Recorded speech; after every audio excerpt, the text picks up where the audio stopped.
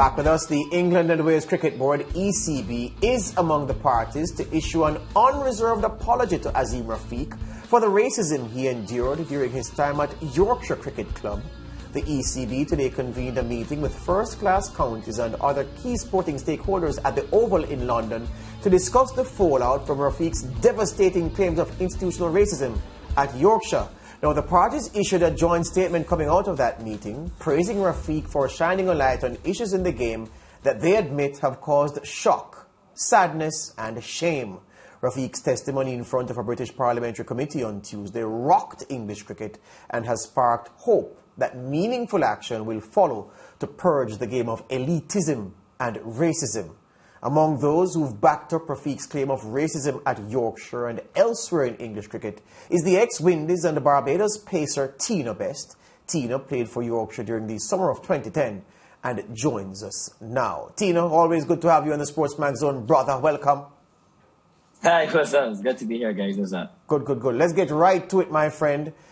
Insofar as Rafiq's claims are concerned, the details that he relayed at that digital media and communications committee hearing in the House of Commons on Tuesday.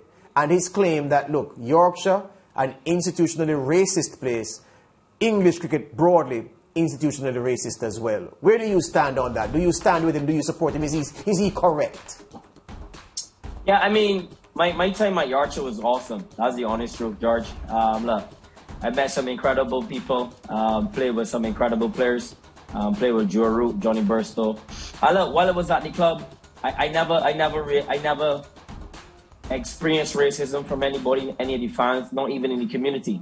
But that doesn't say that Rafiq did not experience it, because while I was in the team with those guys, Adil Rashid, Azeem Fazad, and Rafiq himself, they would tell me stories, and the stories came out in the digital meeting that he had done at the House of Commons, and he told me those same stories back in 2010. But I think at that time that why those guys didn't come out, George, is because of losing contracts and losing the ability to feed your family. I honestly believe that at the end of the day, racism is a society problem. I think that people need education and educated when it comes to this issue. I don't think people should lose their jobs. I think people should be put on probation and have to do classes in order to get back into that form of the team structure. But I don't think the boys should lose their jobs. I don't think any boy should be cancelled unless it's something as super bad. But I think education is the key moving forward, George. I don't think that people should lose their jobs. I don't think people should get cancelled. I just think it's about understanding what racism is and understanding that it's not accepted in this time and place now that this time that we're living in. Yeah, so let's just get something straight. Azeem Rafiq, he was effectively molded at Yorkshire. That was his club that was forging him into a top-class cricketer.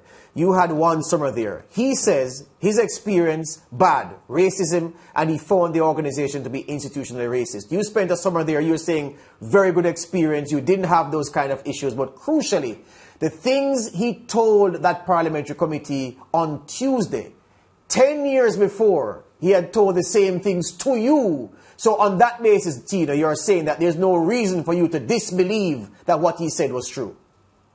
Absolutely, George. What that young man was saying, look, I was in the team with these guys, and these guys used to be under pressure. Sometimes I just ask him, like, well, what's up? He's like, oh, I'm thinking about something that happened to me down in the academy or something. And Georgie, at the end of the day, right, coming from the West Indies, and I'm a professional cricketer, I'm the pro. Guys come and speak to me about certain things, something, and it's really good that Rafiq has stood up and say what he experienced. No one can take away or say, oh, you didn't experience that, or you just want money, or nah. People take things differently. Now, me as a West Indian coming from Barbados, when I was playing cricket in England and somebody throw abusive language at me, I give them back what they said to me. But down those racial lines, nobody never really came at the color of my skin. I think guys used to come with a very smart way of being racist and say, go back to your country, or and stuff like that, which I thought was juvenile, and we thought was stupid and uneducated. So I remember one instance at Yorkshire, as you would have read the tabloids and said, we were playing a 4-day game, and I got dropped for that 4-day game. I was absolutely livid, bro. I was really angry, and I remember we won the game. And anybody that play cricket with me knows that I love to be a part. Even if I don't play and do well, I want my team to win. I won't be in that 11. Nobody wants to sit on the bench and bring water. But I remember I went around high-fiving the whole team. And when I got to the head coach, he went to high-five me, and I kind of shunned him. And I remember he called me in his room, and he said, I will send you back to your country. I will put you back on the next flight back to Barbados, and don't you ever snub me again. I was like, Coach, I'm 28 years old. I'm a big man with a big son. You can't talk to me like that. All you got to do is send me back home, but make sure that I get paid down to December. So I stood up for myself and put him in his place there and then.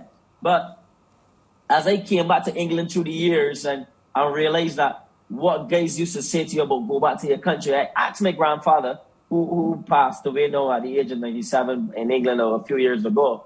Dad used to say when he came up on with the rain rush, that's the first thing they used to say to them, go back to your country. So, I mean, I wouldn't, because I didn't grow up in England, I wouldn't understand that is their way of saying those racial things. They wouldn't come and directly attack you and say, oh, you're a black and this and that, you need a banana or whatever. They would tell you go back to your country. Racism, Tino. Subtle racism. Very subtle, yeah. So it was very subtle to me.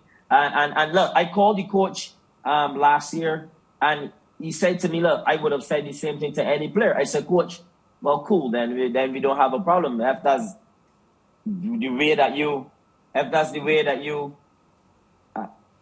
George, sorry about that. That's fine, my friend. That's fine, my friend. It gives Mariah a chance to get in on the conversation now. Mariah. yeah. So, Tino, my question to you, we saw the former chairman, Roger Hutton, he stepped down, he resigned, there's a new person at charge, Kamlesh. Do you feel like this is a step in the right direction, or is it that the rest of the board members need to go as well? No, I think people need to be educated. Listen, if you fire one person and they go and get another job, they're still racist or they still don't understand what they've done. So I think that you need to educate people and let them do some rehab. It's like alcoholism. If I drinking and you fire me from the job for drinking and I go to the next job and I don't get into rehab, I'm going to continue drinking. So you need to eradicate the problem and then we can move forward as a society, because it is not just a cricket problem. It's a society problem. Is a worldwide problem. You spoke about educating the people involved as the way of moving forward.